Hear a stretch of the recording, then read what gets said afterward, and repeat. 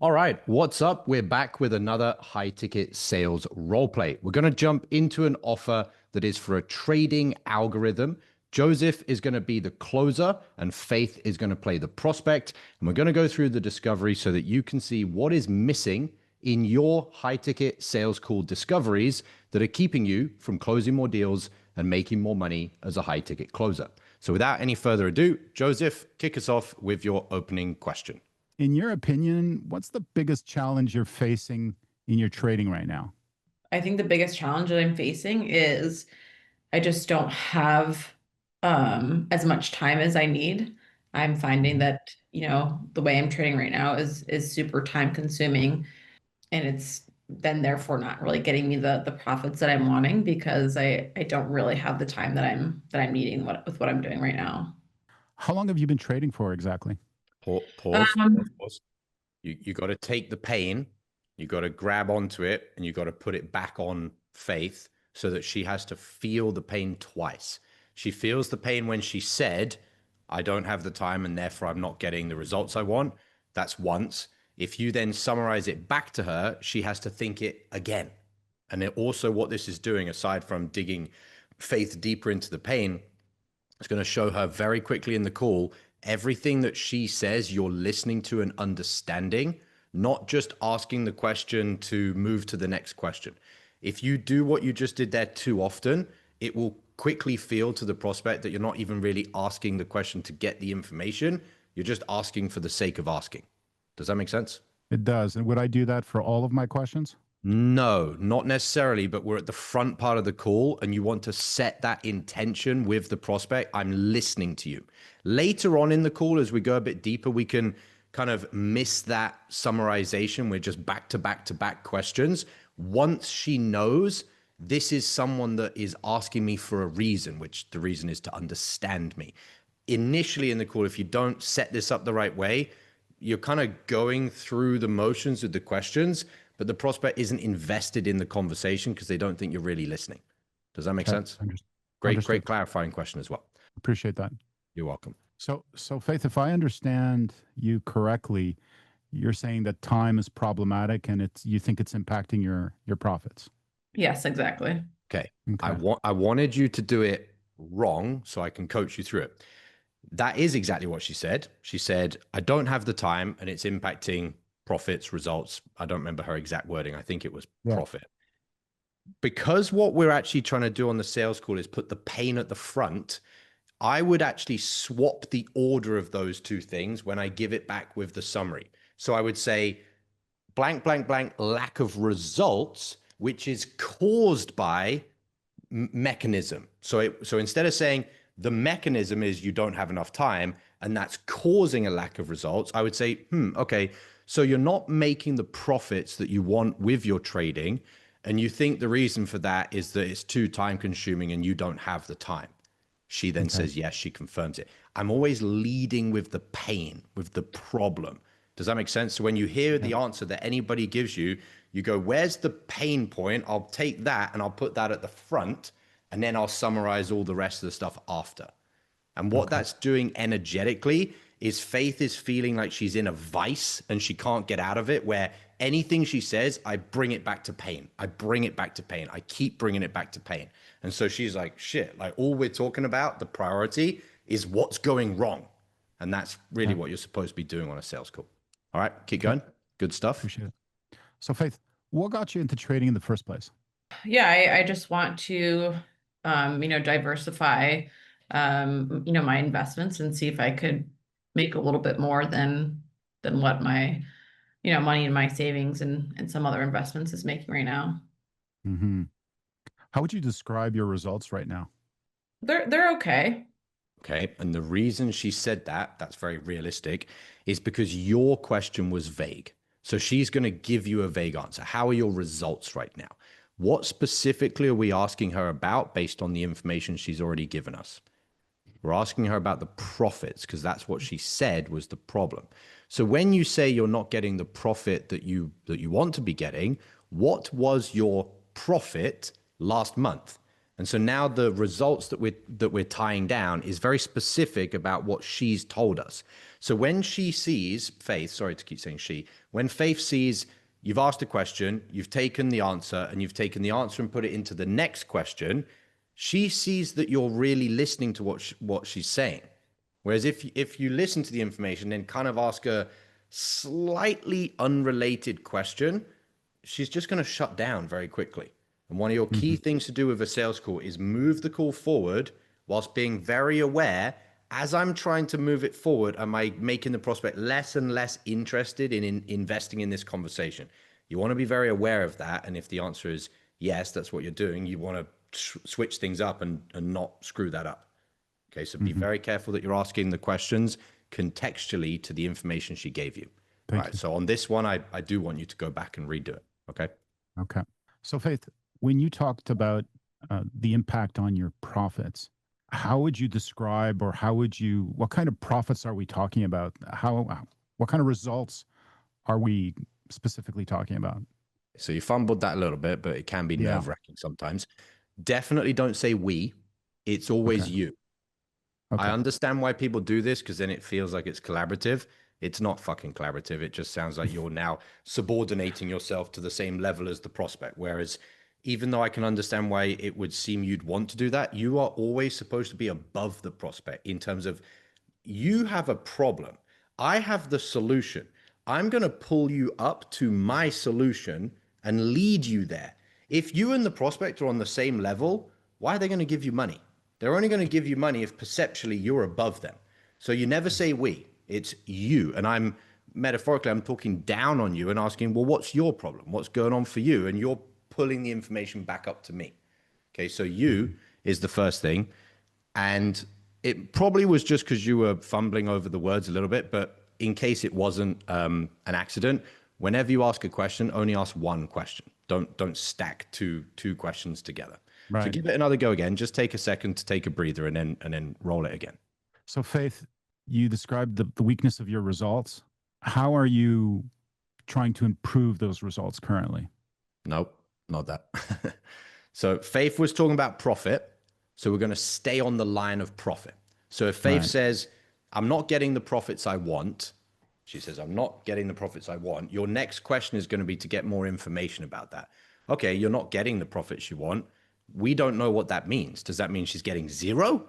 Does that mean the numbers are a little bit lower than she wants? Does that mean it's like 50-50 of what she wants? We need to clarify that quantifying. So you said you're not getting the profits you want. So last month, how much profits did you take home from trading? Now, I stacked all of that together because if you say, and I think we did this on the role play yesterday, how much profits did you make yesterday or did you take home yesterday? We've lost the context of from trading. So I need to keep everything together. We're talking about trading. We're talking about lack of profits, and we're talking about Faith, and we're talking about the timeline of the last 30 days. So your profits, what were your profits from trading in the last 30 days? Your question has to keep everything tight together. Otherwise, if there's any little bits where things can be vague, you just end up losing control of the conversation. So let's roll it again. We're talking about profits. We're going to clarify what those were specifically for Faith, probably over the last 3 months. We'll do 1 month at a time. Okay, off you go. So Faith, you seem unhappy with the profits that you've had. What kind of profits have you generated in the last 30 days trading? Boom. Yeah, I think this past month, I probably lost $5,000. 5K. How about the month before that? The month before that was 5K as well. Okay. So 5K per month. And the month before that, do you remember? That was probably closer to about 10K. Okay. Why was that different? I was just started trading probably about, looking into it about 6 months ago. That was like really the first month that I went all in with, a good chunk of money. Okay.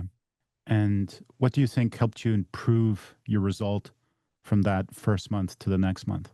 Just starting to understand more about, how trading works, when to place trades and things like that. So just getting a feel for things as I'm trading. Okay. Getting a feel for things. What do you think is holding you back the most? Pause. We're going off in a different topic. Out of curiosity, why were you going there? Why were you going to ask what was holding her back? Well, because we were talking about her results, and she described her results over 3 months. And she, I went into the difference between the first month and the second month, and she described how things are improving because I'm getting a better feel for things. And I just wanted to get a sense of what she thought might be holding her back in terms of improving her result. Oh, I hear you. But if her results have been improving, then why are we asking what's holding her back? I would actually be going the other direction. And so what do you think I mean by the other direction? Any ideas? Yeah. Well, what do you think is improving your results, notwithstanding just the empirical or the experience of doing it? Why do we want to exclude that, just the natural course of time? Why would we not keep that included? Yeah. Is time all of a sudden just going to stop? No, she's going to keep having another month, another month, another month, and theoretically, in the direction that she says she's going, she's just going to keep getting better. She said, Yeah. I've got better. I've got 50% better from 10K losses. 10K profit. In fact, I'm getting this upside down. So forget what I'm saying. I'm thinking about losses. Ignore me. Yeah. You're right. I thought I was thinking losses then. So yeah, she's made less profit. So she's gone down. So excuse me. No, you're right. I said I lost 10K and then lost 5K, lost 5K. Oh, okay. So we were talking about losses. I got confused then because we started talking about profits. Right. So she's getting better. And so if she's getting better, asking what is still holding you back doesn't make sense. I would be asking, okay, so it looks like in the last 30 days, you've got 50% better just because you're starting to pick things up. How do you feel now about continuing to improve at that same rate? Because if she says, oh yeah, I think I'm just going to keep getting 50% better in the next 30 days, the next 30 days, the next 30 days. Why does she need us? Exactly. So you're going in the opposite direction, which actually contextually didn't make sense. Okay. Does that make sense? Sorry, I got confused there. We're talking about profit. No, it's okay. No, I understand what you're trying to point out. So anytime I see a potential, call it an objection, just a reason that she wouldn't need us, I'm going to flush that out very quickly. And so this objection is she's going in the right direction. Sure, she's having losses, but she's fixing it with just the course of time and figuring things out. So there's not really anywhere else that we need to go in the call unless we wrap that up. Unless she turns around and says, well, it's either not quick enough, or I don't really feel confident. I think it's just random that I've got better, or I got a bit better understanding the basics, but the next level is to understand everything beyond the basics. And I don't think I'm going to figure that out on my own. Unless she verbally tells us that and she's crystal clear, the call's finished. Now, it's not going to be finished because she booked in the sales call. So whatever she's giving as a potential reason that she wouldn't buy, if we just dig a little bit deeper, it will disappear. But it's your job to make it disappear, not just leave it to the end of the sales call. Does that make sense? Yeah, and I want to get rid of it now. I don't want to have it at 100%. The end. 100%. So let's go back and let's keep going in the direction that we're now clear we're going, which is losses are going down. So she's actually getting better at trading. Okay. Right. Roll it again. So Faith, you started with a 10K loss about 90 days ago, and then you moved into a 5K loss, another 5K loss, so 2 5K losses back to back. And you talked about how you think that the improvement has been essentially just a better understanding of the environment. Do you see anything else that's improving your trading over that period? Yeah, after the first month, I did put in a little bit more time studying and, looking at things and following different people and researching. So putting in a little bit more time has helped as well. So I'm just curious, what do you think would happen if you continued with this approach over time? I mean, do we even need to be having this conversation? Well, okay, you're going in the right direction, but too heavy-handed. Josh, you're muted. Oh, we're going in the right direction, but too heavy-handed. You don't need to be so abrupt, but you're going in the right direction. And you said if you continue with this approach, what approach? Okay. Just building knowledge or learning about the environment, like just learning, I don't know. Well, what was the input that she said she changed to get more knowledge, to get more learning? She spent more time learning. Bang. So you need to say, if you wanted to word it this way. There's a better way to word it, but I'll keep it as close to yours as possible. So what do you feel would happen if you continued with this approach of just putting in more time? Putting in more time. Now, what she's going to probably say, if it was a real prospect, is I've already gone from 10 hours a week to 20. I can't go from 20 to 30. I just don't have that time. Boom. Now the objection is gone because her method to get better was more time. And she's now told you, I can't use that same strategy to improve 50% again because I just don't have that time. And then now we understand why that wasn't an objection and we can move on. Does that make sense? Effectively disarmed the objection. Completely disintegrated it, 100%. What do you want me to do from here? Do you want me to keep going? Or do you want me to... No, I'd rather you go back and do that bit again, just so you can go through the flow of it. Okay? Okay. Good stuff. Thank you. So Faith, you just described to me that you lost 10K about 90 days ago, then you moved to 5K and 5K. So you've accumulated 20K losses. You described how you think you just, built some knowledge, and by putting in some more time, that's how you've effectively improved your result. Do you think you could keep improving that result if you put in more time? Yeah, I definitely think I could keep improving that result if I put in more time, but I don't have any more time to put in. You don't have any more time to put in? No. And that's how do you think that's going to affect your ability to improve your result? So good. You need to tie it down, which is kind of what you're doing. But before we move into like the final tie down of, okay, well, what are you going to do then? Basically, I would have asked her, why can't she put in more time? Or how much more time could she put in? Because what that's doing is it's putting the deadline in. In other words, if I said, okay, so you say you can't put in more time, how much more time could you put in? Literally, Josh, I'm spent. Like I can't do another hour a week on top of what I'm doing. Okay, boom. Now we've tied it down that there's not a little bit of wiggle room, that she could do a little bit more time, but not too much.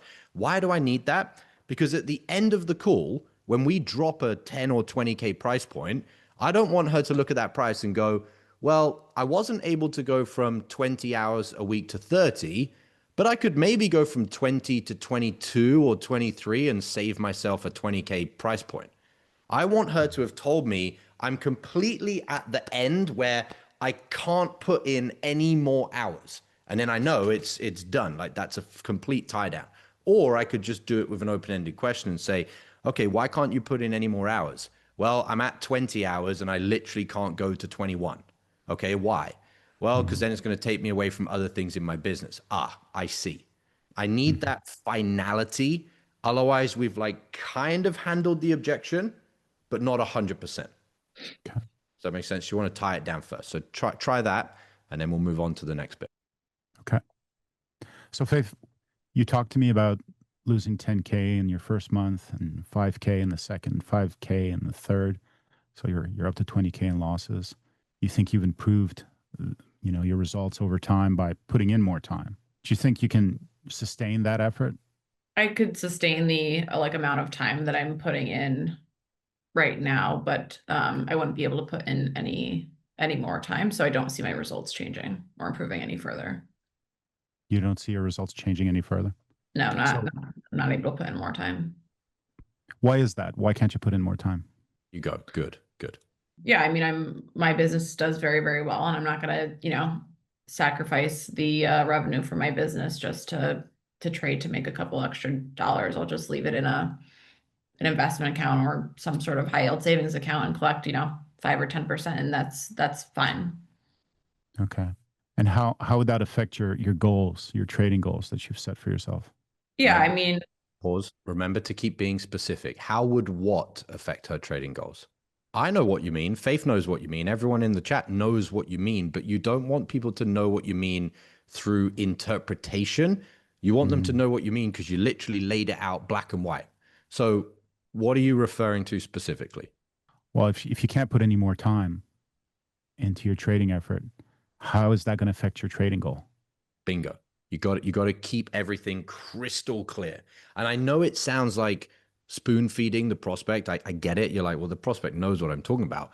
But one of the key principles of persuasion and influence is that the more basic you can talk, the more influential you are. The more you leave things to be anecdotal or hypothetical, it's just not as influential. When you're just crystal clear and there's no room for interpretation, what it's actually doing is making the prospect's brain power have to go be less, meaning they're not understanding what you're saying by having to think through what you're saying. They're understanding just instantly because you're so clear. And what that means is instead of their brain power being used to interpret what you're saying, their brain power is now used to go through the thought process of making a decision. Do I need to take action now? Do I need to invest money? Do I need to do this, with this person on the call? Instead of, oh, I've just spent 30 minutes trying to kind of keep up with what the conversation's all about. You don't want them to have used any brain juice on that. It's kind of like, I'll give you a silly analogy, guys. It's like if you're going to the gym and you want to lift weights and you want to have a great workout, you're not going to go to the gym and do a 30-minute warm up by doing sprints on the treadmill. Like, well, now you've burnt yourself out before you do the weights, so you're tired.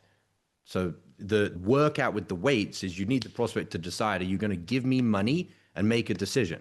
I don't want any of your brain juice to have been used trying to keep up with interpreting the conversation. I want them to be fresh. And the way to do that is you just keep everything black and white, crystal clear. Okay? So keep going from there. Okay, Faith. So let's talk about your goals a little bit. Paint me a picture. What would success look like in 6 to 12 months? Too vague, too cookie cutter sales question. However, we've got a perfect way to get into that based on what Faith just said. So let's backtrack. So what Faith just said, which was very interesting, very realistic, like a real prospect. Well, I've been putting in blank amount of hours. I forget what we got up to, 20 hours, I think. I've been putting in 20 hours into the trading. I've also got a very successful business that's doing very well. I can't take more time away from my business and put it into the trading. Okay, well then my brain is thinking, why aren't you just putting those extra 20 hours from the trading into your very successful business? Why did you move over to the trading? In other words, I'm asking her through contextualizing my questions, what is your goal? But I'm not just asking a very cookie cutter question of in 6 to 12 months, what is your goal? I'm saying, okay, so that's interesting. You mentioned you're in trading. You're not making the profits you want. You are getting a little bit better, but you've reached a cap because you can't put any more hours in. And the reason for that is you've got a very successful business that you don't want to take hours away from. I'm clear on all of that. But what I'm not clear on is if you've got a successful business, why are you even trying to figure out this trading thing in the first place? Why are you trying to figure it out? She's then going to tell me the goal. Well, the thing is, Joseph, I've got my very successful business, but it's a fucking headache and I can't leave the business because then I wouldn't have the money to fund my lifestyle. So what I'm actually in process of doing is trying to funnel the money out of my business into the trading, ramp up the trading and get that all automated so I can get rid of my business. Because even though it's very profitable, it's a headache. And then now you're like, oh, I know the goal, but I also know the goal from a very contextual and very authentic conversation as opposed to just generic scripted questions. Does that make sense? Okay. Yeah, that makes sense. So hopefully you're enjoying this training. Now, if you're brand new to the channel, you can skip this.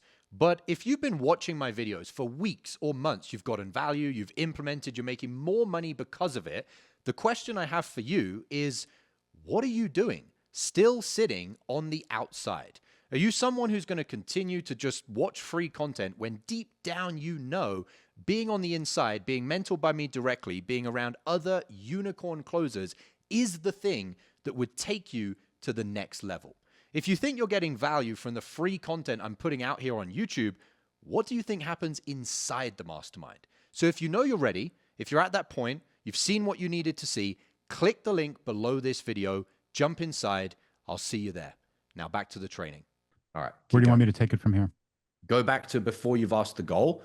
We're going to go in that direction anyway, like I just said, because what Faith said there, you're going to have to dig into it as far as there's a missing piece of like, got a successful business, trying this trading thing for 20 hours. That doesn't really make sense. I don't know why you would be doing that. And if I, as the closer, am confused, I have to unconfuse myself. I have to make sure I'm clear of what's going on.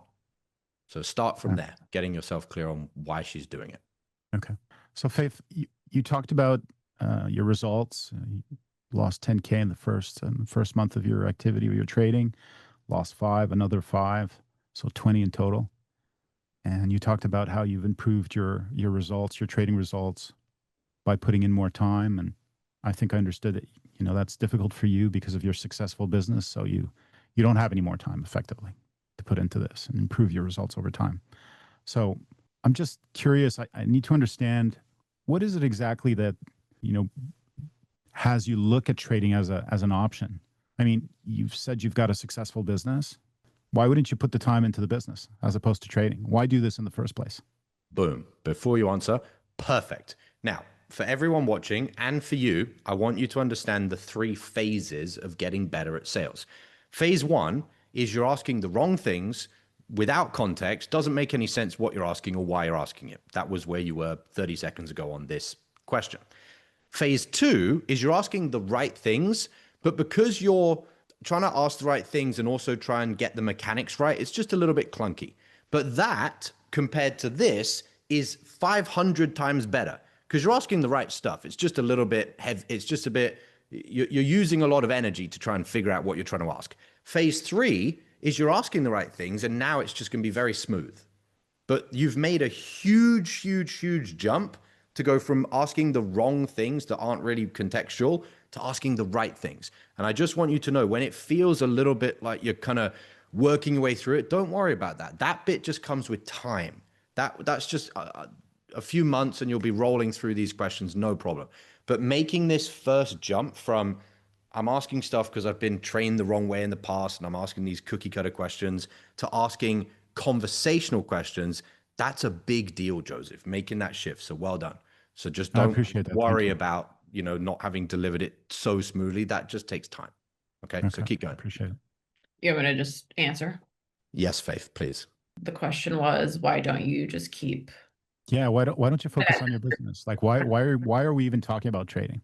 Yeah. So with the business I have right now, it's a home remodeling company. And so, you know, I kind of live like in a smaller area. And so in order to grow my business, I'd have to hire kind of more, you know, construction guys, more interior designers. And there's no one really out there in my area right now to hire. So I just don't see my business growing too much further, at least for the time being. Okay. So is it the revenue side of things that you're trying to build? Is that what you're considering or you're observing? The opportunity to build your revenue?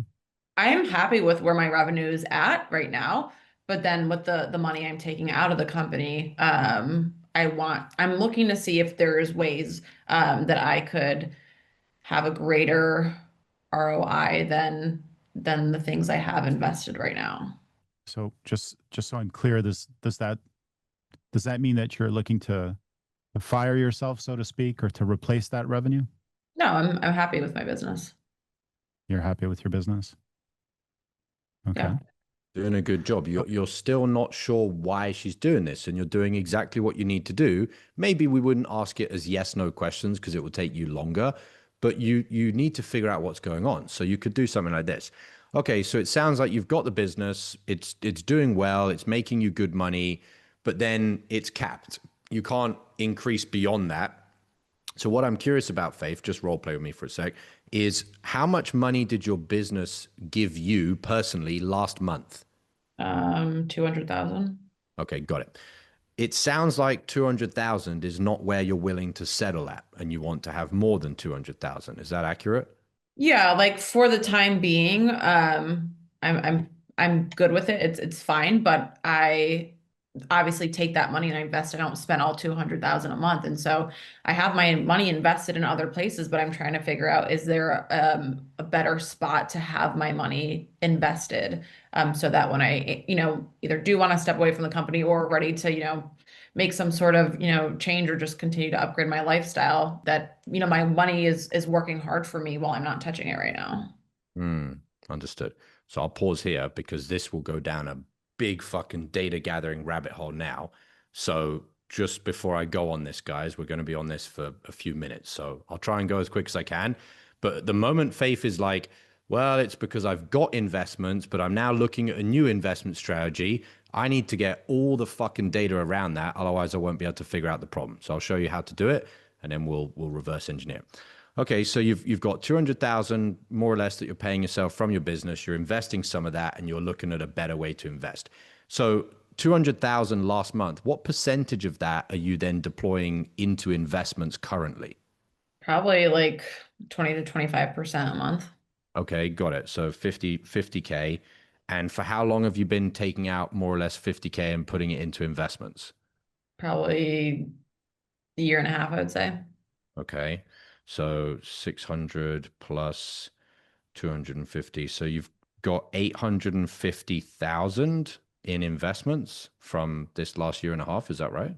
Yeah, I had been investing before, so I probably have like, closer to 2 million in total, but from the past year and a half, yeah, I've been able to add about another million.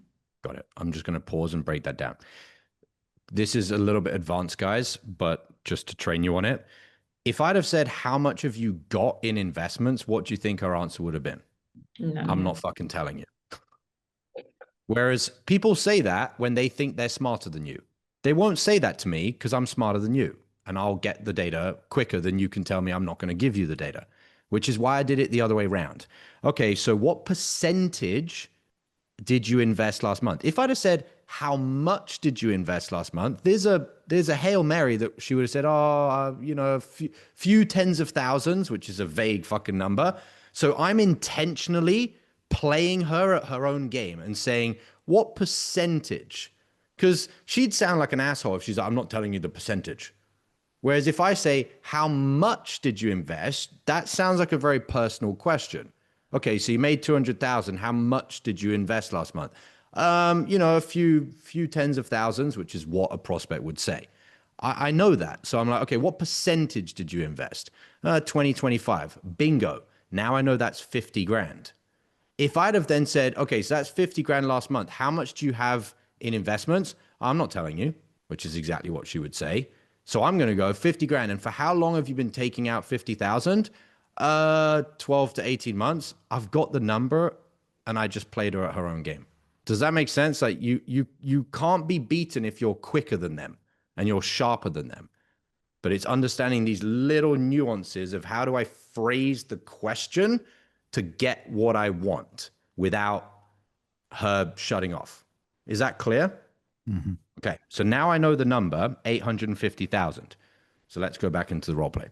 Okay, so you got 850,000 from the business over the last 18 months. You've got about 2 million in your portfolio. So what I'm curious about is, when did you come to the realization that there might be a better way to invest some of this money and you would like to take action on that better way right now if you do come across it? When did you have that realization? Realization that there's a better way to invest my money. Well, maybe you don't know there is, but what I'm saying is you've been doing something consistently for the last year and a half. At some point you went, I want to explore if there's any better way to do it. When was that? Yeah, 6 months ago when I started looking into trading. Okay, got it. So that was 6 months ago. And what led 6 months ago to you thinking, at the very least, I want to explore if there's a better way for me to deploy this capital? Yeah, honestly, I just started to see, hear about some friends talking about getting into trading, seeing some people, post on Instagram that they've been trading, and just seeing that the returns that they're getting on a monthly basis. I'm like, this is more than I think I'm getting with my current investments. I see. What were they getting? I mean, I saw some people make, 100K a month. Not that those are the people that I know, but I mean, that's half of obviously what I'm taking per month. So, I have friends that are making, 20K a month in trading, and I've seen people make 100K a month in trading. That's definitely more than I'm getting with my investments right now. Okay, how much did you get back from your investments? Total portfolio, 2 million in the last 30 days. I mean, I have a couple different things, but on average, probably 50. Just so we're clear, I'm talking about the total returns that you made in a dollar figure last month from your 2 million portfolio. Like 15%. So if you could do the math, that'd be great. So 300,000 And you said that some of these people are making 100,000 in trading, which is less than you made from your portfolio. So what's the reason that you're interested in that? Well, yeah, my total portfolio, but like I have some of it in real estate, which is only giving me like, maybe like 15 to 20%. I have some in the S&P, which is only giving me 10%. So I have like, Pause. Sorry. Notice how, because I'm prying, I'm getting her to use this very descriptive language. Only this, only that. It's annoyance. She's expressing that she's annoyed that she's not getting the results she wants. I wouldn't get Faith to give me and give herself that type of language if I'm not going into all the details. I'm watching Faith's language change from positive to neutral to negative. It's gone from things are great, I've got a great business, to things are fine, to, oh, I'm only getting this, I'm only getting that, I'm only getting this.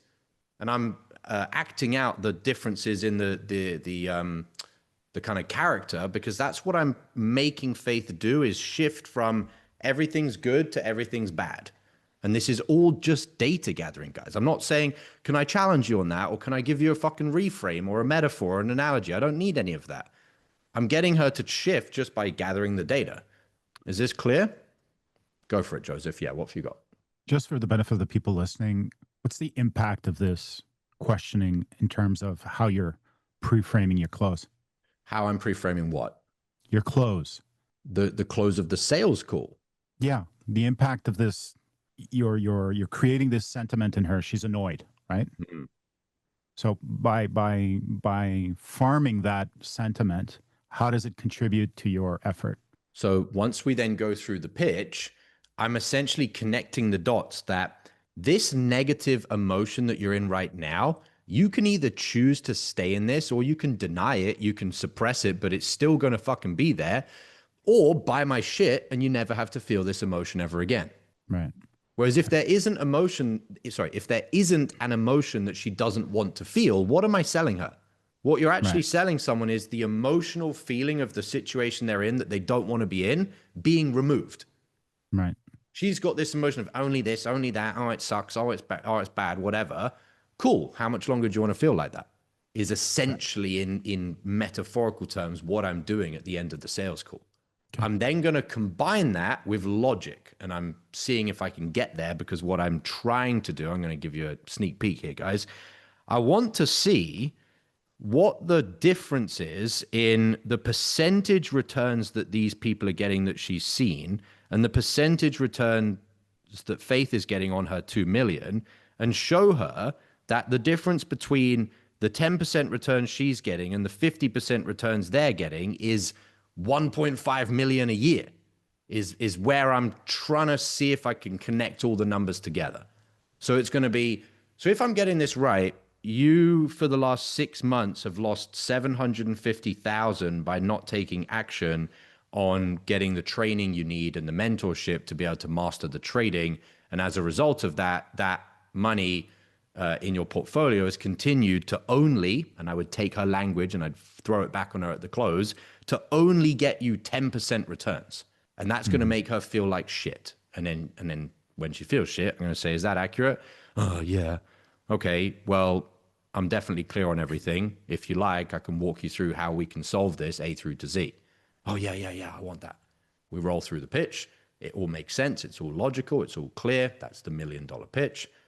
So I'm curious, Faith, knowing that you've got $2 million in a portfolio that could be making you an extra $750,000 every 6 months, how much longer do you want to continue to forfeit that money because you don't have the training that you need to master trading? It wouldn't really be trading. You don't have the algorithm that you need to get better results with trading without putting in more time, which you've said you don't have.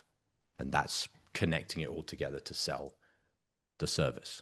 Does that make sense? Mm-hmm. Okay. All right, guys, let's pause there. I'm going to go backwards and let Joseph roll it. I don't want to do the whole role play. But before we do that, we'll do something we typically don't do. Simple questions, guys, not, what's the meaning of life? In the chat, anybody got any simple questions? And we'll do a mid-call, quick Q&A on some basic questions that we got so far. Anybody got a takeaway question? on anything that I've demonstrated or anything that Joseph has now been executing as well. Going once, how to train your brain for that sharpness and quick thinking. Fantastic question. Number one, I'm not that quick, guys. I just have a piece of paper and a pen. So I'm noticing that Joseph, I could be wrong, but I don't think he's writing that much down on the role play. I would very much struggle if I'm not writing down a few little notes. So paper and a piece of pen. Now, I know all of you know this, and I'm going to give away some free source here on YouTube. This is not the same as typing your shit up on a computer while you're on a sales call. Because when you're typing, you are distancing yourself from the prospect, and you're actually not training your brain to think. When you actually have to do random lines and underlining things and little, where's the thing here, little graphs over here, that's what's teaching you to problem solve, is to actually get a blank piece of paper and connect it all together as you go.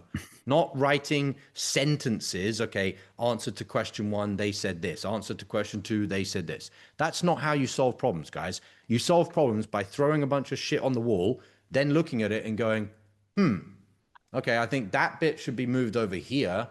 Should probably pull that bit down from there, and that's how you problem solve. It's not linear. It's just throwing everything out there, and then you'll see the patterns. And the reason you'll see the patterns is our brain naturally is a supercomputer. Subconsciously, if you look at all the data, you'll see all the patterns and you'll go, okay, got it. Now, the caveat to that, which is also what Nikita is asking, you have to do the stuff in the launch pad. If you're not sleeping well, guys, you're going to find it hard to figure things out.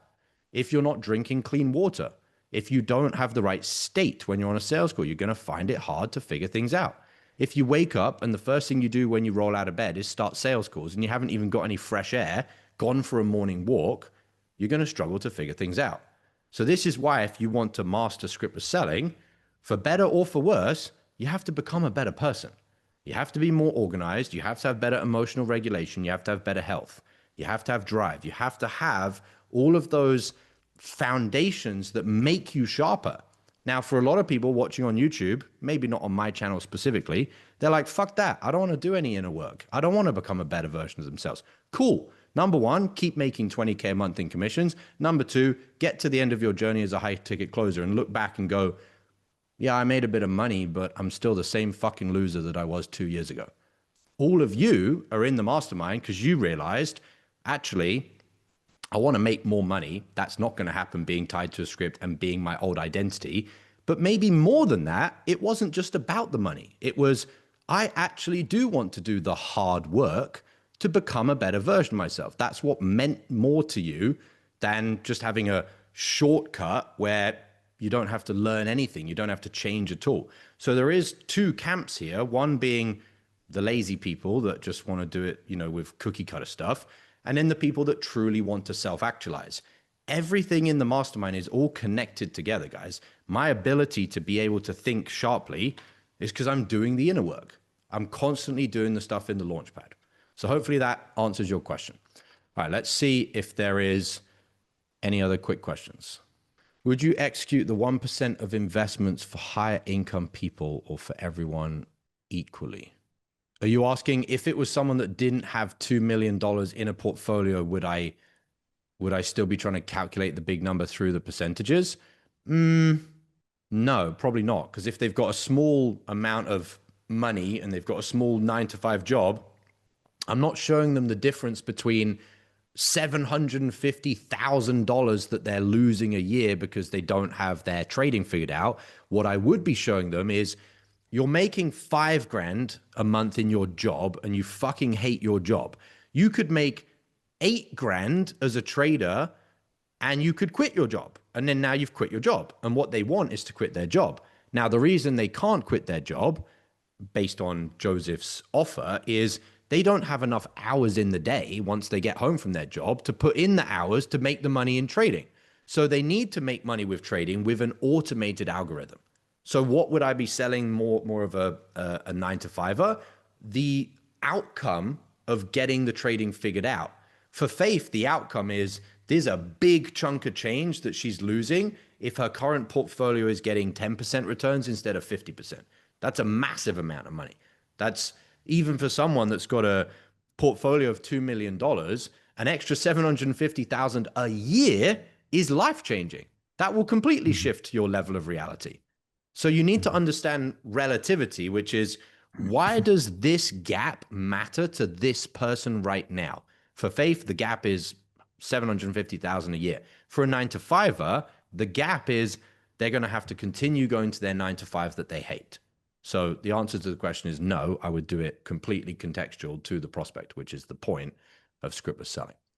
All right, let's see if there's one more. So Daniel says, I find it hard to stay tuned into the prospect while taking notes and vice versa. You will find it hard if you are viewing your notes as your notes. So let me explain that. It is not the prospect is over here on the call, and then I'm over here with my notes. And so now I've got like my mind in two places at once. One part of my mind is in the prospect, trying to understand them. The other part of my mind is on my side of the table, writing my notes. What you need to realize is they're the same thing. You are completely consumed by the prospect. That's all your reality exists when you're on the sales call is I am inside the prospect's shoes trying to understand them. You have different senses, which is visually I can see them, auditorily I can hear them, logically I can see my notes, but you need to separate yourself on a sales call that it's not you taking notes and the prospect that you're trying to analyze and observe. Your only job is to be understanding everything that's going on with the prospect. You just have different modalities to do that. I'll give you an example. When we go outside, we don't go, oh, I don't want to confuse my eyes by listening to the sounds outside. All of those different senses are computing the same reality. The taste, the touch, the sound, the smell. It's all going to the same thing. Whether you are writing something, looking at something, or listening to the prospect, it's all the same image that you're creating. Does that make sense? 100%, Daniel. It's like a sixth sense. It's not, I'm over here and the prospect's over there. The reason I'm able to stay so tuned in is because I don't even exist when I'm on a sales call. I'm just in the prospect. That's it. All right, that's enough for now. Let's jump back into the role play. So for you, Joseph, go back to wherever you want. You can go from, we've done the data gathering. We know that Faith doesn't have the time. And she said that she has a business and she doesn't want to take the time away from the business. That might be a good way to start, a place to start, and we can go from there. Okay, John. Faith, so you've got a great business that's successful, making money. What is it that is why are you even considering this trading option? Yeah, I make great money with my business, but then, what I take home personally from the business, I am investing and I'm looking for a way to get a higher return on my investments. What percentage of your income are you investing right now? About Pause. Of what income and over what time period? You got to keep it tight. Because otherwise you're saying what percentage of your income are you investing? What? Right. Ever? Or right now? Or which portion of my income? Like the business income? Maybe she has another business, or maybe she has another source of income. You have to make sure you're very precise in your language. And very specific. Very specific. Okay, keep going. Okay, thank you. So Faith, what percentage of your business income are you investing right now? I don't know, like out of my whole business, I'm not sure, but I take out about 200K a month for myself, and then I invest 25% of that. Have you been doing that consistently for how long? The past about 18 months. 18 months. So you're taking out roughly 200K for yourself, and of that, a quarter or 50K, you're investing. Mm-hmm. And you've done that consistently for 18 months. Yep. Okay. When you're doing mental arithmetic, so that it doesn't become either awkward or just confusing for the prospect why there's a moment of silence, you just let them know I'm adding it up, or you add it up and then you tell Faith, okay, so that's 900,000 in the last 18 months. Then she knows what you were doing for the last 20 seconds. Otherwise, she just, because otherwise the prospect can think that you're slow. They're like, what have you just been doing for the last 20 minutes? Thinking about what I just said, or, right? So you got to keep them in the loop of what you were doing. Okay, keep going. Okay, Faith. So that means you're investing roughly 900K. Does that sound about right? Yeah, I have more than that, but over the past 18 months, yep, just under $1 million. You have more than that? Mhm. Okay. Is trading going to replace that income? No, We're going to add to the income. yeah. Notice Have how you thought about? when you ask yes, no questions, the prospect will sometimes just go along with what you're saying. But if you're really tuned into faith, I'm thinking, I don't believe you. I'm not sure if you're just telling me what I want to hear or if you're actually being honest now. And the reason the prospect's doing that is because you're just asking yes, no questions. Instead of the investment's going to replace the job, or is it for this? Is it for that? Just say, what is the reason you're making those investments? What is the reason you're taking 25%, 50K every month? And you've done that for the last 18 months. Why have you been doing that? And now I'm just asking Faith to explain it to me. That's actually it's a simpler approach. So much easier, because then you're not having to go through. So are you investing to buy a boat? No. Okay. Are you investing to buy a plane? No. Are you having kids anytime soon? No. Shit. How many more options do I have to go through? And you're just going through like every option until you eventually probably run out of time on the sales call. I'll just go, why are you investing? I'm investing for because I like Bugattis. Okay, cool. What color's yours? No, just kidding. Okay. All right, keep going. So Faith, why are you investing? I mean, what's the objective? What are you going to do with this money? Yeah, so right now, good at my business, but eventually, whether it's, 5 years from now, I'm not sure exactly when, I'd probably, step back from it, maybe sell it. And at that point, I would want the freedom to choose what I want to do. And so I want my money to work hard for me right now while it's, sitting there. Have you thought about how much you need sitting there? What? For what? Have you thought about how much you need sitting there to help you free yourself? No, I'm pretty free right now. It's, when I do eventually sell the business, I'm not sure exactly what I want to do. So I'm not sure what exactly I'll need. And so the challenge right now, Joseph, is that Faith is talking about something potential at some indiscriminate time in the future, which is not going to make a sale. But she's on a sales call. She's on an inbound sales call. So what is going on right now as to why she's on this call? If the prospect is telling you the reason they're doing A, B, and C is something in the future, that's not the answer, because they booked an inbound sales call. So there has to be something going on right now as to why they're currently taking steps to make a change right now. So you need to bring it from, okay, that makes sense. So sometime in the future, you might want to sell the business.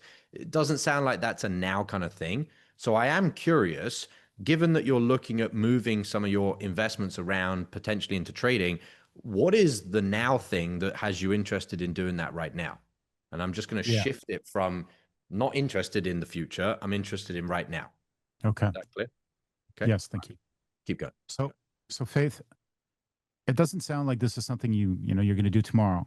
So what is it that motivated you having this conversation today? Like, why didn't you have this conversation 6 months ago? Why didn't you wait to have it in next week or next month, or why today? So that was perfect, but you don't need all the extra stuff on the end.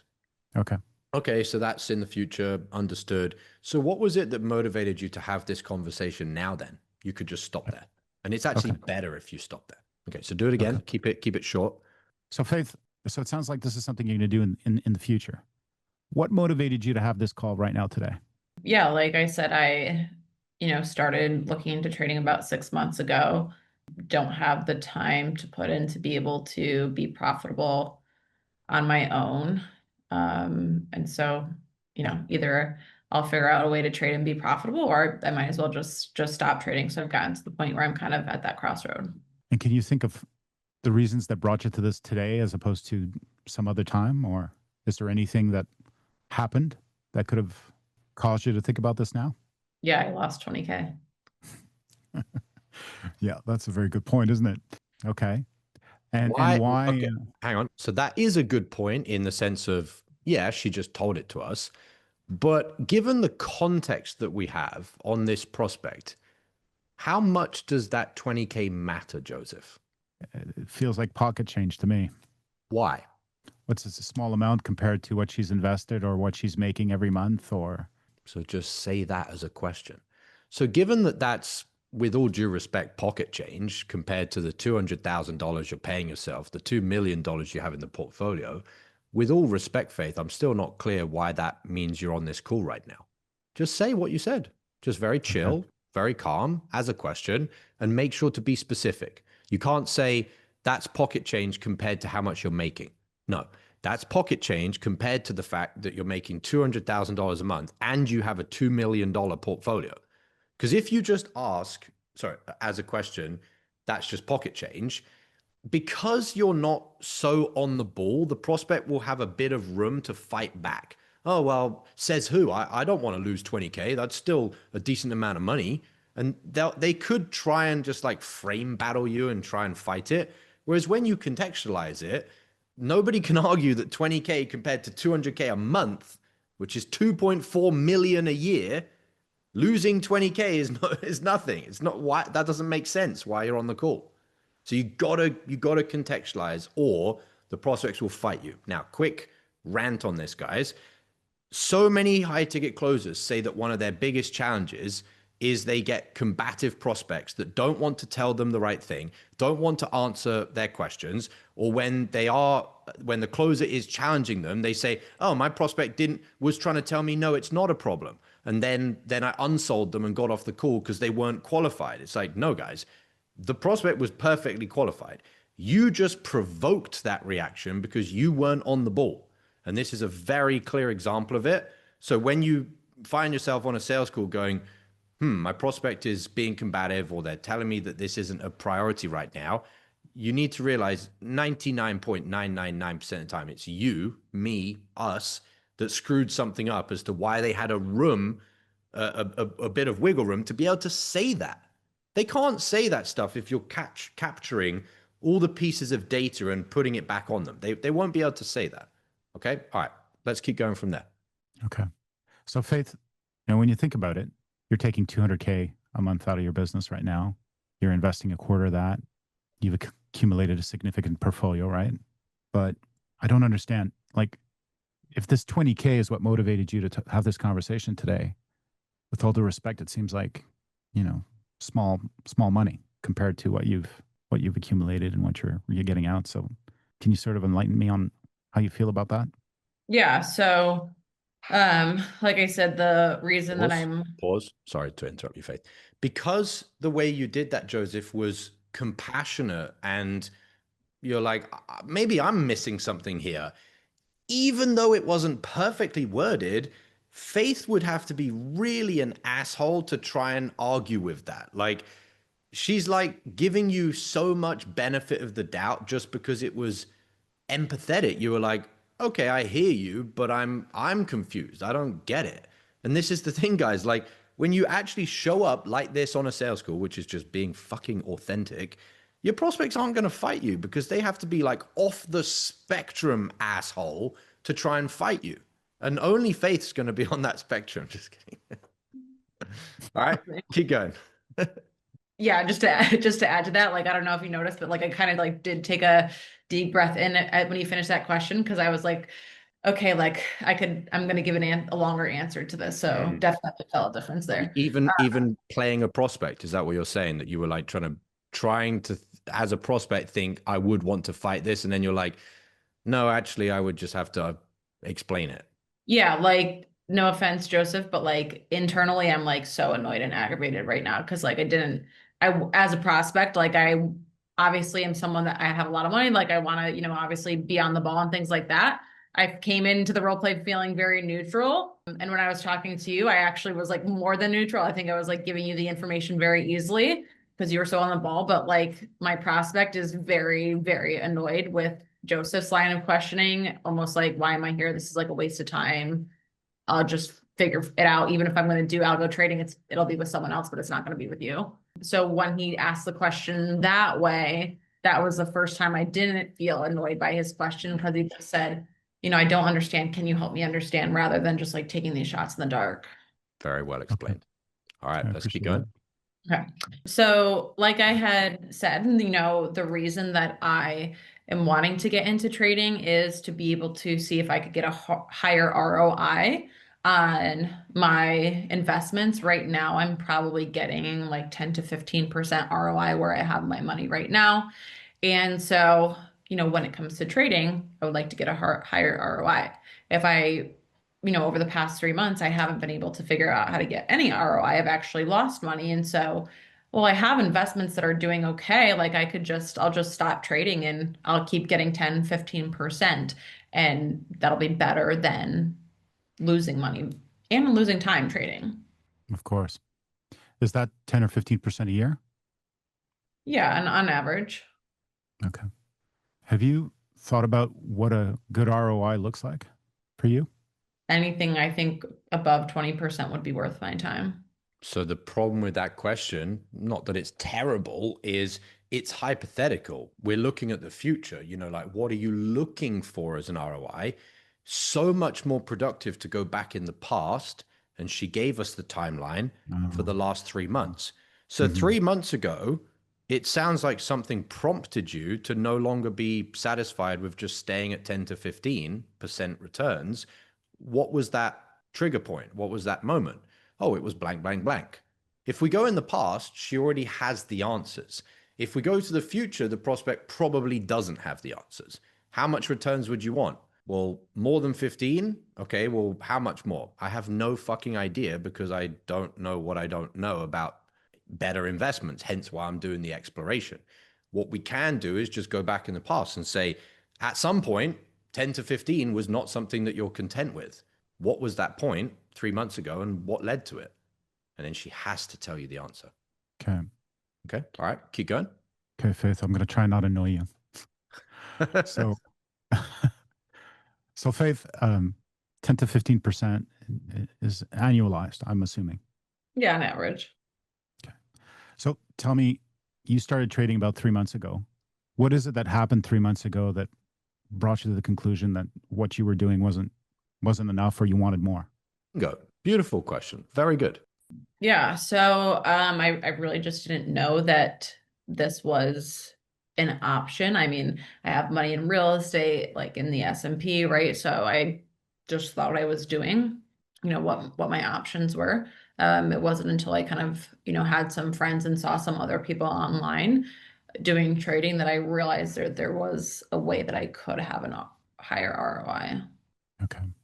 So it was the exposure to your friends and their results and seeing that there was other things that could be done that you thought about doing trading. Mm-hmm. Okay. Sorry, And be careful on one thing. We can't say she thought about doing trading yet unless it was trading that her friends were doing. What she has said is, I saw my friends getting better returns, so I wanted to explore better returns. Later in the call, we need to clarify, okay, I know you want better returns. There's many different ways to do that. Why trading? But we're not there yet. Right now, we've just clarified she wanted better returns. So don't say, okay, you wanted to get into trading. She didn't say that. She just said, I didn't like my returns and I wanted better returns. You picking up what I'm putting down, just the subtle difference, Joseph? yeah, I can see the subtle difference. I'm trying to think of where I'm going to go from here is my, Okay, no problem. my reflex right now. Do you want me to give it to you or do you want to go back and try? I can go back and try. Beautiful. Yeah. Love it. Love that attitude. So Faith, you're thinking about how you can get better returns. Have you thought about the options? Like what else could you do that could give you better returns? Have you thought about that? Yeah, I mean, really this is the only thing that I'm looking into. My friends were doing this, so it's kind of the only thing that I saw that was doing better than some of the things that I'm doing right now. Okay. Pause. Nothing wrong if you do that.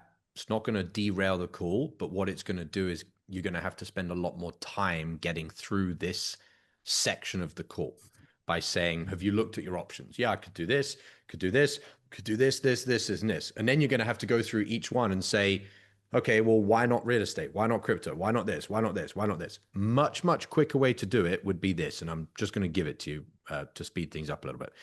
What were your friends doing? My friends were doing, and there's only one of two options, Joseph, the same thing, trading, or anything other than trading. That's the only two options, trading or something other than trading. If she says trading, your next question is, okay, so they had better returns than you with trading. Why do you want to do trading as well to get better returns? And that's a tie down. Why do you also want to do trading? That's if she says that her friends were doing trading. If she says anything other than trading, crypto, real estate, whatever, it doesn't matter, because all you're going to do when Faith says, well, my friends were doing real estate, interesting. So given that they were doing real estate, why do you want to do trading? And you just ask her, why do you want to do trading? So it's either, why do you want to do trading because your friends are doing it? Or why do you want to do trading because it's not what your friends are doing? And then she's just going to tell you the answer. And it's just so much quicker to do it that way. Okay. And it's also quicker because we're asking about the past again. Instead of the future, what are your 400 hypothetical different options? We're just saying, you had your friends, they got better returns than you. Completely understand that. Must have been a bit frustrating. What were they doing? Oh, they were doing cryptocurrency. Oh, interesting. So I'm a little bit confused again then. If they were doing cryptocurrency, why do you want to do trading? Well, I want to do trading for blank reason. Boom. She's just sold herself on trading. Or, okay, what were your friends doing? They were doing trading. Oh, interesting. So given that they were doing trading, what is it about that that makes you feel you want to do exactly the same thing as them to get essentially the same, if not a better result? Well, they showed me how easy it is, how it can be automated. I can do it anywhere in the world, whatever, whatever, whatever. Okay, cool. Now she's been explaining to herself by explaining it to you why she wants to do those things. And she's literally just sold herself on the vehicle. It's just so much quicker to do it that way than to ask about her future options. Does that make sense? Understood. Yeah, absolutely. Okay. All right. Try it that way. You're doing very good. Loads. I'm giving you tons of feedback. So well done. No, I appreciate it. Okay, Faith. So you were looking at what your friends were doing in terms of opportunities to invest. What were your friends doing exactly? They were all trading. Okay. So if they were all trading, what were they trading? Do you know? A couple different things. I mean, one was doing, crypto, one was doing Forex, but, all trading. So help me understand, why are you interested in trading prop firm investing? Why are you looking at prop firm investing as opposed to what your friends are doing?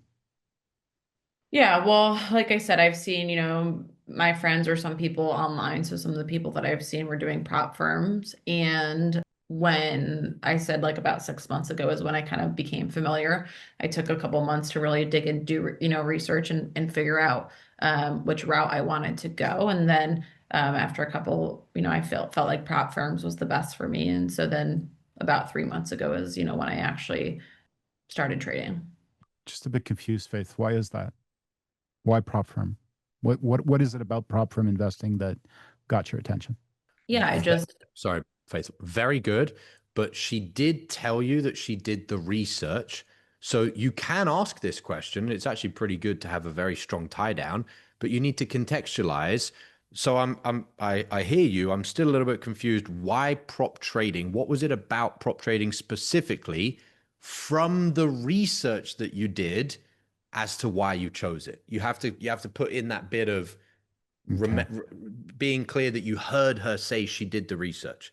Otherwise, it sounds like you maybe didn't hear her or didn't understand her. And but you can ask that question. Yeah, it's the second or third time you tell me that. So my takeaway from this is underlining the importance of showing that I'm listening to her and that I'm paying attention to what she's saying. 100%. Okay. All right, Faith. I'm a bit confused. So in your research about investing and the efforts that you put into that, what is it about prompt firm investing that caught your attention? Yeah, I just felt like it was. Sorry, Faith. Pause. Why can't you say caught your attention? Why can't I? I'm not sure, Josh. No worries. The reason you can't say it is because you've actually changed what she gave you before. She said, I've done the research and I've come to a conclusion. For you to then backtrack a few steps and say, what was it from the research that caught your attention? You've changed the context. She said she did research, and after her research, she concluded that prop firms was the best thing for her. So you have to say, understood.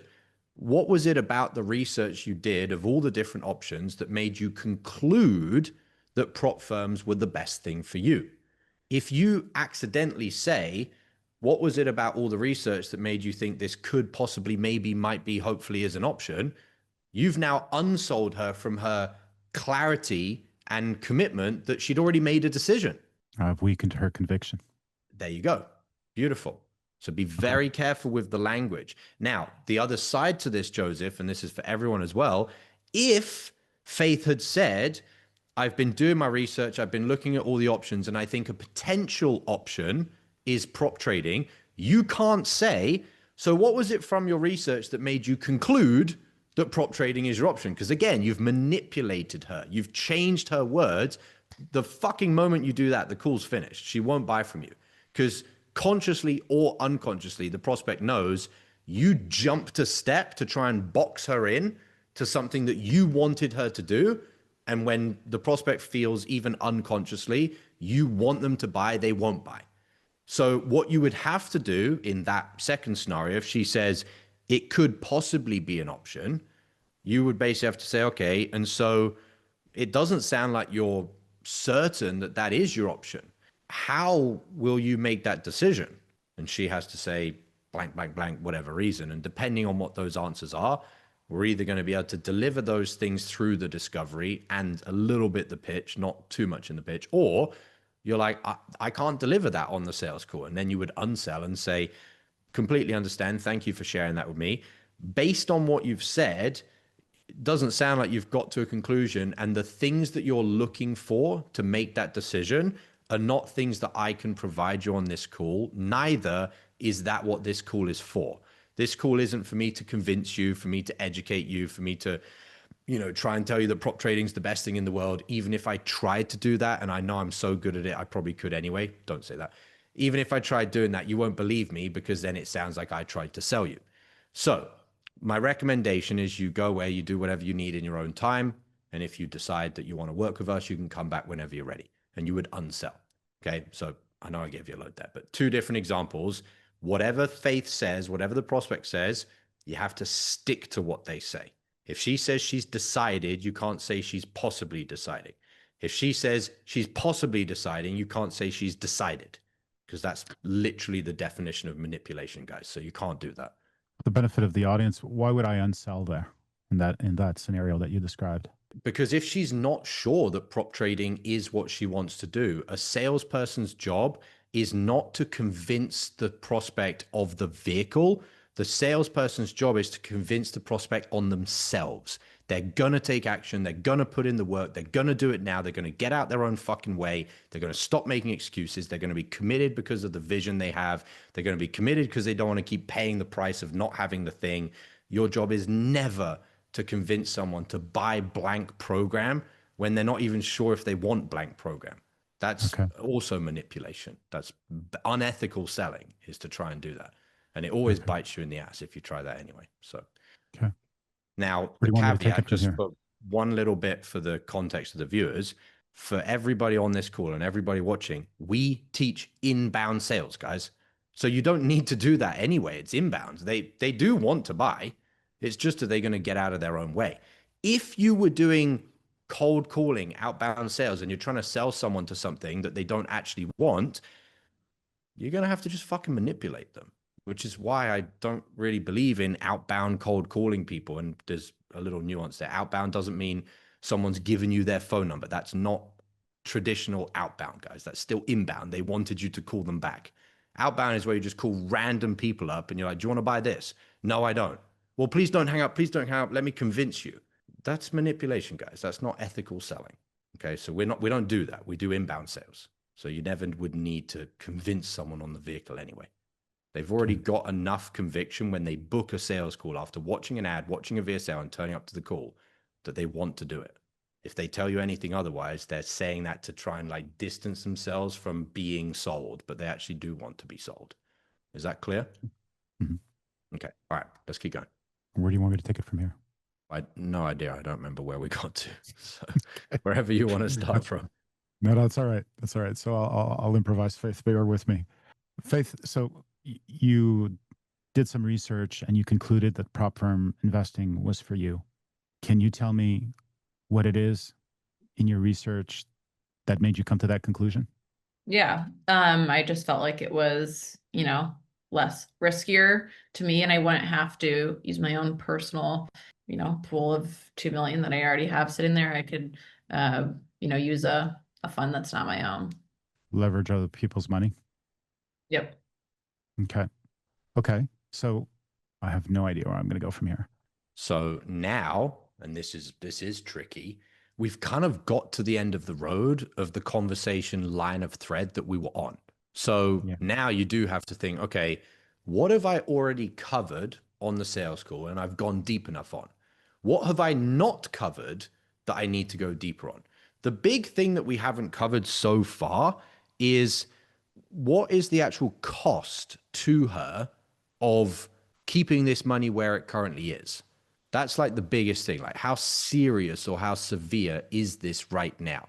And so we've got a few random numbers. We've got we've done a few different versions of the role play. So I'm just going to go with 10%. We've got the 10% returns that she's currently getting on the $2 million portfolio, which is 200,000 a year. We now need to start calculating what is the percentages returns that she's seen from her friends that she'd be looking to emulate. Because if she says her friends got a 12% return, okay, she's playing potentially in the future, she could be playing with 2 million, but it's like, are you going to do this for an extra 20 grand? Like, probably not. So that's the next bit we need to calculate is what is the opportunity cost for her? Simple to do because she said her friends are already doing it. Which, by the way, although that sounds simple, as in like, oh, is that too easy? That's realistic, guys, because it's an inbound call. There's got to be a reason they've come up with this conclusion. So there's going to be some story somewhere as to why they need blank specific percentage of returns, because their friends got it. It's the amount of money that would let them quit their 9 to 5. It's the amount of extra money they need because they're having a baby, whatever the reason is. There's a reason there. So your job is to just uncover it. So what I want you to do, Joseph, is try and get to a point where you've calculated as close as you can what it's costing Faith to not move this money out of some of the current portfolio and put it into the algo prop trading. Make sense? Okay, I'll try and do that. Beautiful. So Faith, you concluded that prop firm investing is for you. You see the opportunity in leveraging other people's money.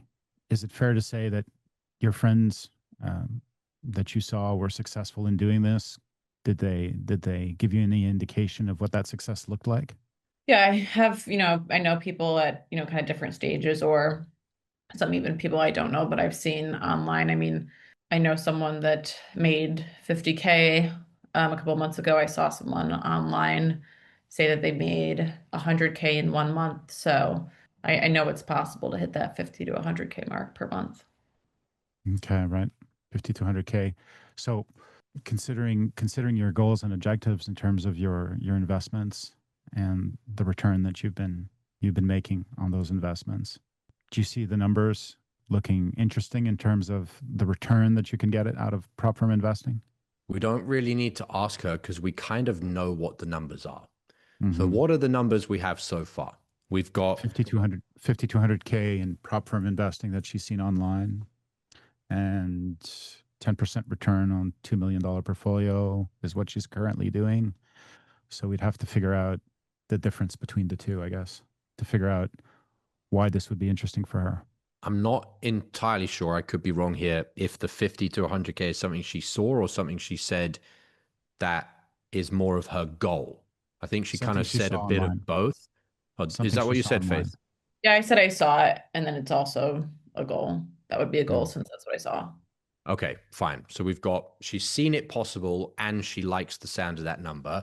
Some of her friends have been doing, 50, 100K as well. Yes, she's got 10% returns on 2 million. This is very important, this next bit, guys. If any of you remember, let me see if I can get this exactly right.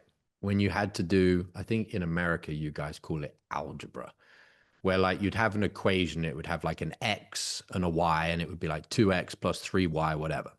And when you used to have to do those equations, you can't add an X with a Y. You can only add Y's with Y's and X's with X's and count them up. You can't mix them together. It's the same thing with this maths that we have here. We've got one number, which is as a percentage, 10.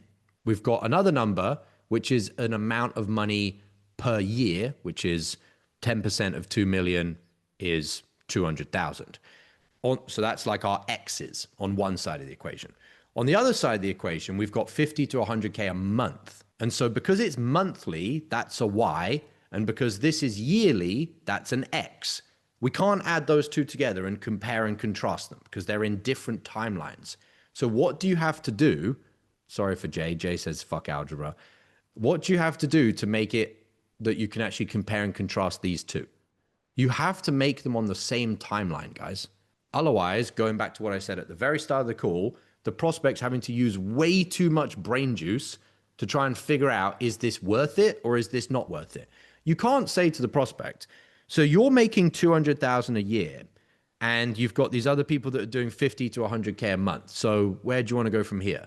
There's too much that doesn't add up there. Whereas if I say 200,000 a year, and you've got to say this out loud to the prospect so they know what you're doing. So you're talking about 17,500 a month, more or less, 15 to 20K. It's within that ballpark. So you're getting 15 to 20K a month.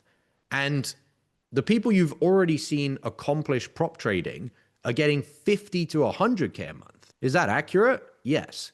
Because I'm now comparing apples and apples, we can do that. And she doesn't have to think. 50 to 100 a month is a bigger number than 15 to 20. Easy peasy. Does that make sense, guys? I know you don't like algebra, but hopefully that makes sense why we have to do that. You have to, and this is a different format for the word manipulation, but you have to manipulate the data so that it's on the same context. Is that clear? Where am I going with that though? So if I'm saying, so let's for the scenario. So Faith, you're currently making between 15 and 20K a month in terms of return on investment. And what you've described is that in prop firm investing, you've seen online 50 to 100K in returns. Does that sound about right? Mm-hmm. So this is obviously something that looks appealing to you and that you want to look into. That's why we're having the call today. I wouldn't say look into, because then you'll lead her down the line of she's still thinking about it. You could have just stopped at the bit, so that's what's appealing to you. Or so I don't really like it as a question, but is that appealing to you? What would you do here, Josh? So what I would do is I would then go and calculate what it's going to cost her to continue to not make a decision and what it's already cost her to not make a decision. So what's that number? Well, the difference between the two. We said 50 to 100 versus 15 to 20. However, advanced anti-manipulation tactic, meaning doing something that will go the opposite direction to manipulation. In other words, I'm going to use a tactic that makes the prospect have to agree with me. Would you pick the 50K or would you pick the 100K that you're comparing the 15 to 20 to? Which one? 50. Why, Faith? I feel like that'll be, at least for the next, year, probably a more realistic number that I'll be hitting. Bingo. The key word is more realistic. In other words, what we're saying to the prospect is, I'm going to lowball the number. If you're the type of salesperson that says, I'm going to highball your returns, is that more persuasive or less persuasive? It's less persuasive because you're like, okay, well, you could get a 10% return. You could get 100. We'll say 100. Do you want to buy? They're like, no, because you just said like best case fucking scenario. Like I'm not going to make a decision on best case scenario. I'm going to make a decision on worst case scenario. So we're always going to go for the 50. The 15 to 20 doesn't really matter. So you can just say 15 or 20. It's not a big deal. So what we've now got is we've got a difference of, call it 30K per month. How long has she been looking into this? 3 months. So she's already flushed down the toilet $90,000 trying to figure this out on her own and getting to a limit on her time availability. And if she doesn't make a decision today, another $30,000 is going to go down the toilet. And so that awareness for the prospect is what I'm trying to show her. Does that make sense? Mm-hmm. And so all you're doing with this is you're collaborating with the prospect to run through the numbers. So you say, I'll do it for you, and then you can do it again, but with Faith. So, Okay, so you've got your friends that you've seen, Faith. Some of them are doing 50K, or some of them have done 50K a month. Some of them have done 100K a month. And with your $2 million portfolio at 10% right now, you're getting 200,000 a year, which is somewhere between 15 to 20K a month. Is that accurate? Mm-hmm. Okay, so what's the difference between that? Let's lowball the number. So we'll go with the 50K on the top end, 20K on the bottom. So you choosing to keep this money where it's currently sat, knowing that there is a better way that you've seen with your friends, is currently costing you $30,000 a month. Is that correct? Yeah. Okay. Now I'm going to add something a little bit extra in, which is kind of the conversation we had before, but thinking of it on the fly, this is what I would do. Now, I know I lowballed the numbers and it could have been 100K that I chose. And so that number could have gone up to 80,000 a month, which is a decent amount of money. But just lowballing the numbers at 30K, given that you're paying yourself 200,000, it still doesn't seem like a life-changing amount of money for you. So what I'm curious about is what is maybe the big picture for you as to why you want to move this money over to the trading? Well, that would be an extra, what, somewhere between a quarter and $1 million per year. I think, if I sell my business in about 5 years, like I'm thinking or planning, I mean, that would be the difference of a couple extra million by the time I'm ready to start touching it. And what do you have any idea what you'd need that extra couple million on? Like, I don't want to pry into your personal details, but I assume you own a house and you've got a roof over your head and a couple of cars. Yeah. Okay. So what's the reason that you would really be wanting to have that couple of extra million when you sell your business? Yeah, I've just like worked so hard over the past, several years that like I just want to be at a point where I, literally could do whatever I want, whether I want to like buy another house or, take a year off and just do whatever I want for 2 years. Like I just want to be in a position where this was kind of like all worth it. And I just would rather, have extra. And if I, spend the money for a year or two, or if I, can buy whatever I want, that's great. I'd rather be on the safe side and have extra money than be having to make any decisions at that point based on like the money I have in the account. Okay, pause. This is where you get into the real conversation and when the prospect really feels like you got them. So let's see if anybody gets it. Maybe Joseph. What is the real pain point, guys? And I'll probably get this, and Faith won't even have realized it was the pain point playing the prospect, and she'll go, "Oh yeah, that actually was the pain point." You mean the why? Yeah. What's the real reason that she wants to do this? Close, Yuri. Not quite. Anybody? Fast track or freedom date? I don't think it's that. The real reason that she's doing this, guys, is that she feels she's worked so hard to build the business, to make the money. And she doesn't want to get to this point in 5 years' time where she's like, I worked my fucking ass off and I'm not as far ahead as I could have been. It's the compare and contrast between the money and the hardship. If you remove the black, you don't know what white is. If you remove cold, you don't know what hot is. If you remove the dark, you don't know what light is. The real pain point comes when you've got this elasticity between two things and you're like, oh, so it's the fact that you've got loads of money, but you've worked so hard for it and you don't want in 5 years, all of that hard work, there was a bunch of that hard work that got flushed down the toilet and you didn't get to reap the rewards of it. The moment I say to Faith, so it sounds like, you've obviously done very well for yourself. You've got a business, you've got houses, you've got cars. I admire that very much. Sounds like the biggest thing for you is that you just wouldn't be willing to sacrifice an ounce of this hard work that you've grinded for without making sure you've capitalized to the absolute maximum on all of the money you've made and investing all the money you've made and multiplying all the money you've made. It's really that amount of hard work that you've put into this journey. Is that accurate? The moment you say that, the prospect's like, holy shit, this person actually feels me. They get me at a level that nobody else understood. If you stop as a closer at, okay, got it. So you just want better returns. You don't want to lose the extra 30,000, 50,000, 80,000 a month. They're like, yes, that's true, but it's not why I really need to do this. Does that make sense to everyone? You're playing a prospect, Faith, but what's your take on that?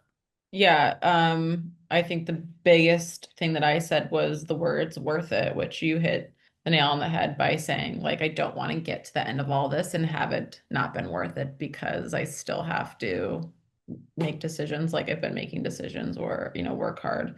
And yeah, my like heart feels different right now than it did like talking about some of the other things or some of the other questions that was being asked. So even as a prospect, I just feel, yeah, like he gets it. And, you know, had you not like got asked some of those questions that you asked, I don't even think I would have answered that way. Like, I feel like my like heart is like, slowly like melting and it's like allowing me to like answer these questions. Notice that, guys. Faith's playing a fake prospect and her actual sentiments are still changing. And she's only imagining the fucking story, unless Faith has a multi-million-dollar investment that we don't know about. Right? It's all about getting that deep under the skin of the prospects that they're like, wow, like I just feel this person understands me on a human level, Okay. All right, folks, we've done a lot. I know we haven't finished the call, but I personally believe, correct me if I'm wrong, and you're all welcome to say, no, keep going. I think we'll start having diminishing returns if we keep going, that we've just had so much feedback that it's like, okay, how much more is any of us going to keep picking up? So I'm going to call it there unless anybody strongly disagrees. I only have the next 8 minutes anyway, so that works well. Let's stop there and do feedback and questions. We'll start with yours overall then, Faith, in case you have to bounce by the time we're still doing Q&A. I know you gave a big one there, but any other takeaways? Yeah, not to like, I don't want to like keep bashing Joseph, but just I felt very like I wasn't trying to be like a bitchy A-type prospect, but like the more that Joseph kept asking me those like shot in the dark questions, like the bitchier I was like becoming. And I wasn't even trying to be, but it was just like, yeah, kind of just like feeling like he's just asking these random questions, like, what are we kind of doing here, versus the way that you ask questions. I wasn't even like thinking about like, oh, like, should I answer this or should I be open? It really just like came out. So just feeling the differences there. And then I think, right, even though it is a trading offer and you might have people that laughing at the chat, you might have people that are, more to the point, like maybe not as much pain, things like that. We still got to a point in the conversation where I said like, this will be worth it. And that is like an emotional, even though I'm not sitting here like crying or like saying how bad my life is, we did get to some sort of a like emotional reason behind it, which is very interesting because I didn't even know like what my emotional reason was going to be, like coming in just being so focused on the money and how do I get from 2 million to 3 million. Like I didn't even know what my emotional reason was going to be, so it's like it almost came about as you were asking questions, which is very interesting. And then there was something else I was going to add. Oh, just for Joseph, like after my last role play with Josh was also a trading role play, and I'm not sure if you've seen it before, but Josh was like giving me so much feedback, and at the end I was like in a spiral for like 2 or 3 days. I was like, oh my goodness, I'm the worst closer. Like this is so much feedback. Like how am I going to implement all of this? So just to Joseph, like if you're overwhelmed or anything like that, my biggest recommendation would be like just watch this role play, over and over again for a couple days, take notes, try not to like let this overwhelm you or get you down, because I felt like that way after my last trading role play. And then after a couple days I was fine, but in the long run, it's all worth it. I appreciate it, Faith. Thank you. Guys, not going to get too emotional, but how nice is that? Like to just be in a community where you have that support from someone that says, hey, I've been there. Yeah, it kind of sucked for a few days. Encouraging other members, giving feedback. Like that is what this mastermind is about, is the community aspect of being able to encourage each other. So thank you for that, Faith. That's really, really nice. Really nice. Let's go into the kind of main tactical thing that Faith said, which is when salespeople say you have prospects that are a type A or not a type A, you could call it a type B. That's just not true, guys, because the type that a prospect is not fixed. You can have someone that turns up to a call as a type A, and you can have someone that's going to turn up to the front part of the call as a type B. But I can change them from a type A to a type B, and I can change a type B to an asshole prospect that doesn't want to answer any of your fucking questions. So this concept of like, oh, that you have to learn how to close type A people and close type B, and oh, it's really difficult if you're on the phone with a type A. It's like, no, there's no definitiveness of which type of prospect you get on the phone. Yes, some of them will start the call as a type A, but if you just do what you're supposed to do, like Faith said, the key thing that Faith said is the way you ask the questions will change the prospect's type. They'll go from a type A to, oh, actually, with this person or this version of the person, I'll actually just have the conversation. And the key word there is, Faith said, the way you ask your questions. What does the way mean? We can delineate that to who is asking the question and how are they asking the question, not what are they asking. Who is asking it and how are they asking it, not what are they asking. It's not what you ask. It's, are you asking it with confidence? Are you asking it having actually thought through what you're asking? Are you asking it with the right intention that you're trying to care? All of these things matter, and what you ask doesn't really matter. That's what's going to make your sales so much easier. You'll get easier prospects. They'll open up. They'll want to buy from you. They'll want to buy from you without objections. They won't need following up with. They'll want to pay in full. They'll thank you at the end of the sales call. And this is all because of who you are and how you execute, not your tactics, your hacks, or your script. So that's the most important thing that Faith said tactically. Okay. Do you have any other takeaways, Faith, or was that it? Yeah, I think that's it. Just to like go off of what you just said. It kind of made me just have a realization like, yeah, I mean, someone doesn't come into the call. Maybe they come into the call with a little bit of sales resistance, but like they don't have like their whole next 30 or 45 minutes planned out in terms of like, this is going to be the data I give, right? And this is going to be my response to like signature moment and why now. And so when I was answering the questions, it was like very much based off, yeah, like the energy that who or how it was being asked. I didn't have a plan, but I did feel like that type A-ness growing when I was talking to Joseph, and then like that, I don't know, type B-ness growing when I was talking to you. So very interesting to feel, yeah, my response and just like energy and the type of person that I was on the call, just based on the response to basically your energy or Joseph's energy. Like my energy was based off of your energy. That final bit is, I've never come to this conclusion before, and this is going to probably be a little bit politically incorrect, but we'll go with it anyway. Why not? What I've just realized now, as far as the explanation to it, I've never gone deep enough into trying to figure out why it's happening. I've always known that person one, how they show up to the call is going to influence person two. If you show up in a better way, the prospect's going to show up in a better way. If you show up in a worse way, the prospect's going to show up in a worse way as well. But what I've now realized, and it was kind of coincidental from the labeling of type A and then type B, is it's literally the same as like an alpha or a beta. Meaning, if I show up as more of an alpha than Faith, she's going to have to step into being the beta on the call. Because you can't have two betas and you can't have two alphas. One of them is going to be the alpha and one's going to be the beta.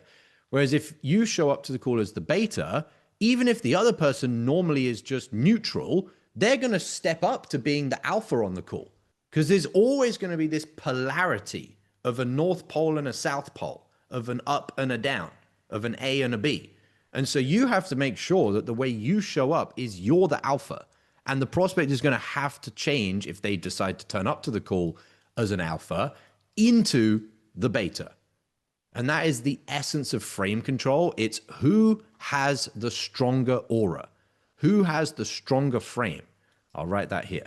Who has the stronger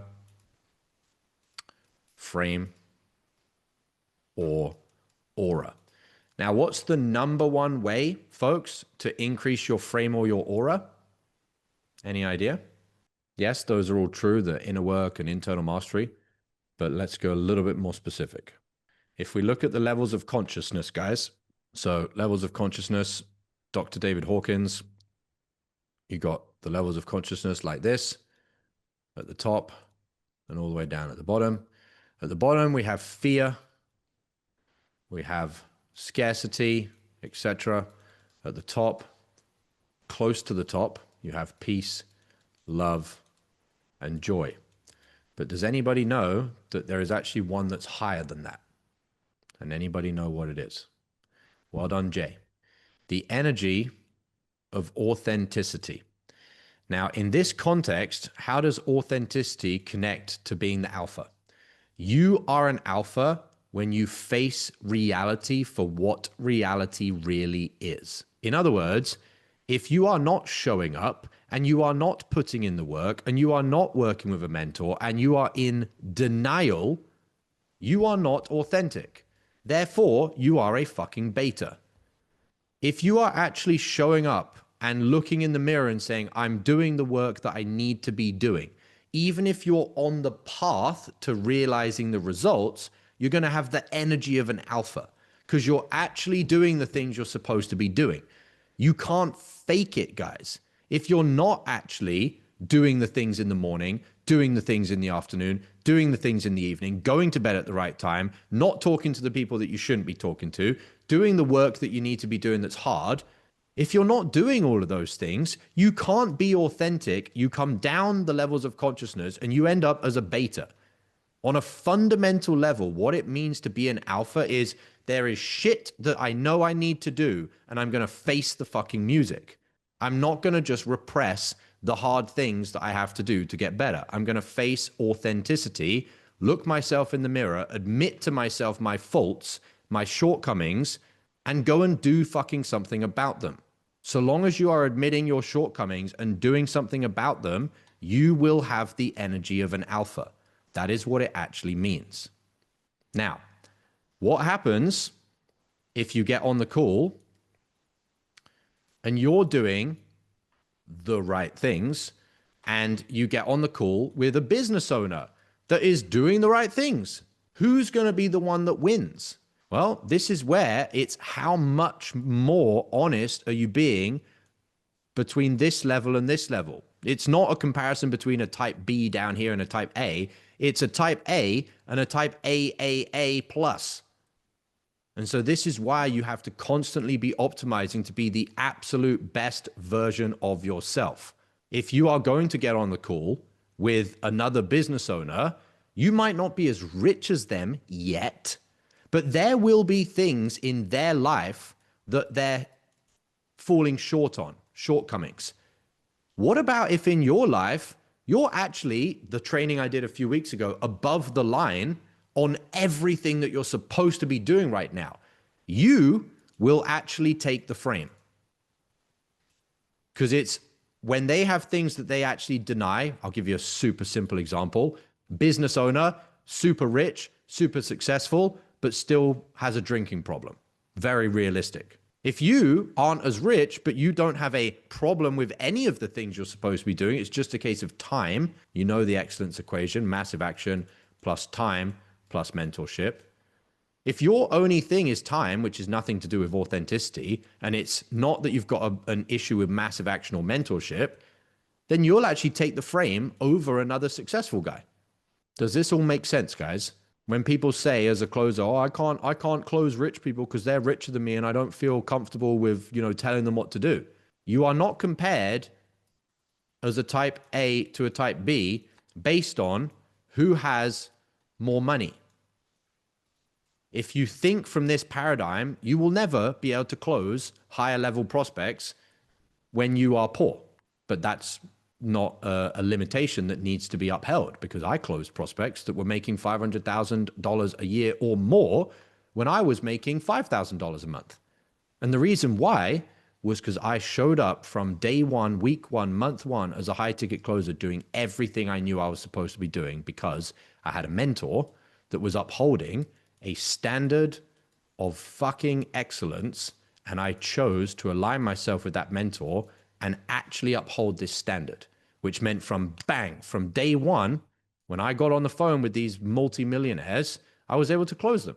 And I didn't feel any insecurity or self-worth issues, because I knew even if I'm not making the money right now, I'm doing the actions, process focused, not outcome attached. That means I'll be able to get the money. It's all about your authenticity is what will create the highest and most powerful aura and vibration around you. That means you will take the frame. Make sense? Good stuff, folks. All right. So the two that were on the call have had to bounce. They had calls to go to and hopefully implement some of the things they've been training on today. Let's go through any other takeaways. What is up, Josh? What's up? What's up? What's up? Wanted to point out Joseph's not on the call, but the amount of feedback that he was getting was a great example for everybody here, and just like basically just taking shots to the face and just keep going. Like I was talking about this with Faith, like when I believe it was Muhammad Ali. It was like in the ring with his opponents. They couldn't beat him because he just kept a smile on his face the entire time. And so that's kind of what I picked up from Joseph going through this, is he was like, I got it. I'm just going to get back in the ring and keep on going. And you can almost notice even the way and how calm he was, like, and just nodding his head. Like there was no ego involved in the role play. So I thought that was probably my biggest takeaway, is just like a good example of how to show up when you're getting coached. And then also the training that you just did on the admitting your shortcomings and how to out alpha the other alpha.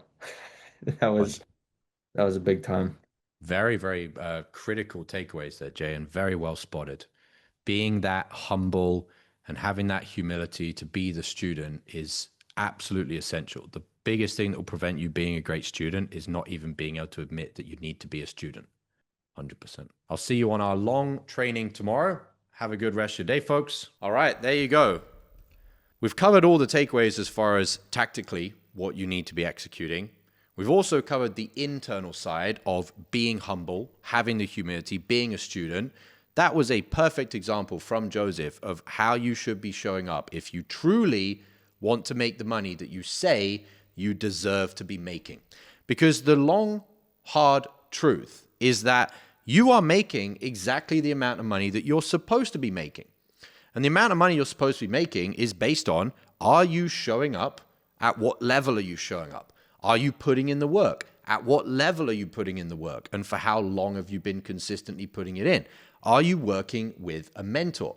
You're making exactly the amount of money that you're supposed to be making based on the fact that you are not doing those three things at the level that is truly required to master sales, master yourself, and to build a life-changing income as a high-ticket closer. Bottom line is there are high-ticket closers inside the Unicorn Closer Mastermind that are making 3, 5, 10, even 20 times more money than you. We have multiple members that are making over $100,000 a month in commissions. It's not because they have a higher IQ than you. It's not because they're smarter than you. It's not because they were born as great salesmen. It's because they are willing to look in the mirror, what I literally just said here about how to be a fucking alpha in life, and go, no, I'm not doing the things I need to be doing. It is all my fault. I take ownership. I take responsibility. And they're willing to have that honest conversation with themselves.